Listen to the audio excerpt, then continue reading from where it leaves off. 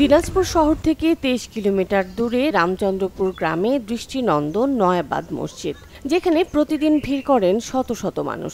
শুক্রবারে নামাজ আদায় করার জন্য আসেন দূর দূরান্ত থেকে ধর্মপ্রাণ মুসল্লিরা।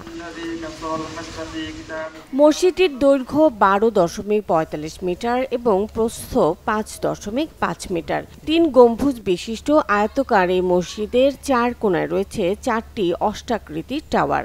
মসজিদের ভেতরে রয়েছে 3টি মেহরাব, 2টি জানালা ও প্রবেশের জন্য 3টি দরজা।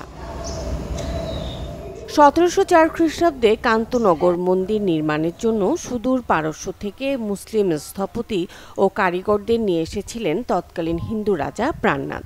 ওই সময় তাদের নামাজের জন্য এই স্থানটিতে মসজিদ নির্মাণের জন্য দান করেন রাজা।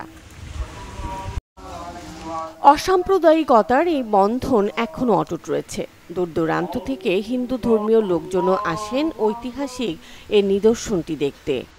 আলহামদুলিল্লাহ, ইতিহাসের গর্বিত সদস্য হতে পেরে আনন্দ অনুভব করছে। খুবই ভালো লাগতেছে নামাজ পড়ার একটা অন্যরকম অনুভূতি, আমাদের দেশের একটা ঐতিহ্য। তো এখানে আমরা এসেছি, অনেক খুশি লাগতেছে আলহামদুলিল্লাহ, আল্লাহ এখানে আনছেন এবং এটা অনেক বড় একটা ঐতিহ্য। মুসলমান কারিগর যদি একটা ধর্মীয় প্রতিষ্ঠান তৈরি করতে পারে হিন্দুদের, তাহলে সেখানে হিন্দুরা এই মসজিদকে পরিদর্শনে না আসবে এটা তো কোনো যুক্তিকতা না।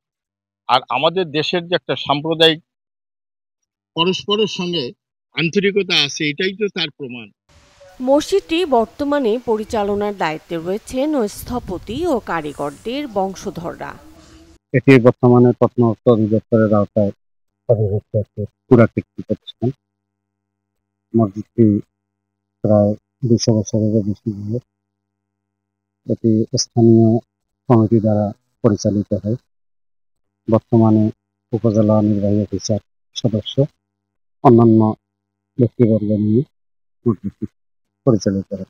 আমাদের এই মসজিদে শুধু মুসলমানরা নয়, এখানে সকল ধর্মের মানুষ আসে এবং সকল ধর্মের মানুষের জন্য এটি দেখা অনুমতি আছে এবং সকল ধর্মের মানুষের ভিতরে প্রবেশ করার অনুমতি আছে। তাই এখানে অনেক দর্শনার্থী আসে। আর আমাদের দর্শনার্থীদের কিছু সুযোগ সুবিধা আছে, যেমন এখানে পুরুষ ও মহিলাদের জন্য আলাদা ওয়াশরুম, ওযুর ব্যবস্থা, মহিলাদের জন্য আলাদা নামাজ ব্যবস্থা। 1793 খ্রিস্টাব্দে নির্মিত নয়াবাদ মসজিদটি 1968 সালে প্রত্নতত্ত্ব অধিদপ্তরের আওতায় নেয়ার পর থেকে বেশ কয়েকবার সংস্কার করা হয়। Desk report, channel 24।